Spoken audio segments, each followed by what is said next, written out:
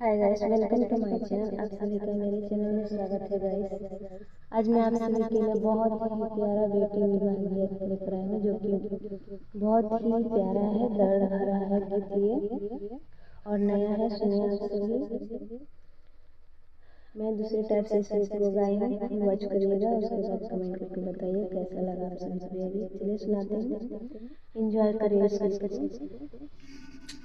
नदिया किनारे डोली रख दी कारा,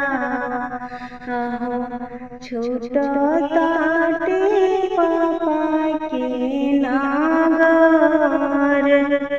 नदिया किनारे डोली रख दी कारा, छोटा तावे चाचा के नागर।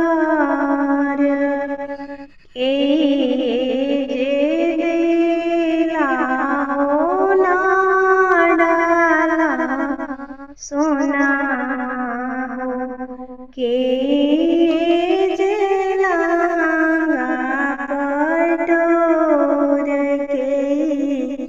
ये जे दिला हो ना डाला सोना हो के जलांगा पटोर के।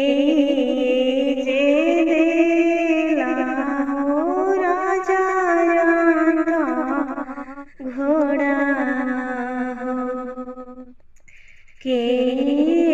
जे दिला जे खोई के। जे दिला हो राजा रांधा घोड़ा के। जे दिला जे खोई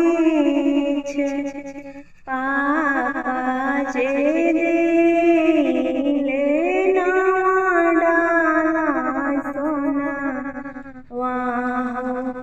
आमा जिलांगा पटोर। पापा जे दिले ना डाला सोना आमा जिलांगा पटोर।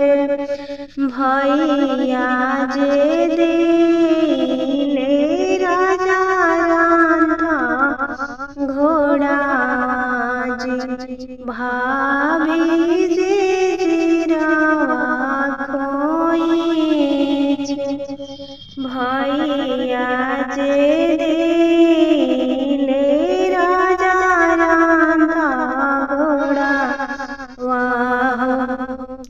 भाभी जे जिरावा खोई नावा डाला सोना पापा नावा दीना जाई है हो फाटी जाई है लांगा पटोर।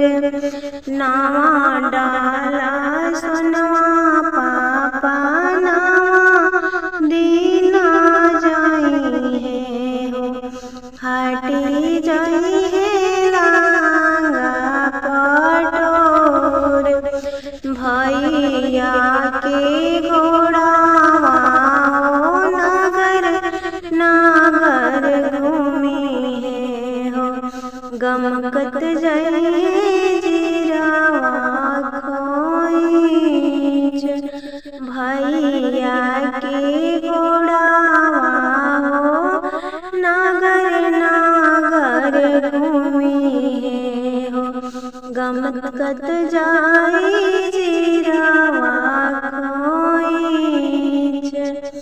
नदिया किनारे डोली रख दी कारा,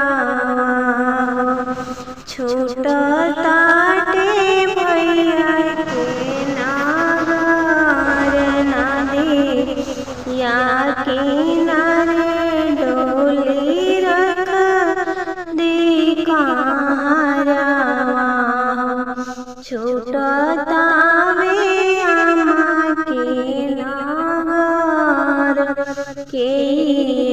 જે દેલા હો નવા દાલા સોના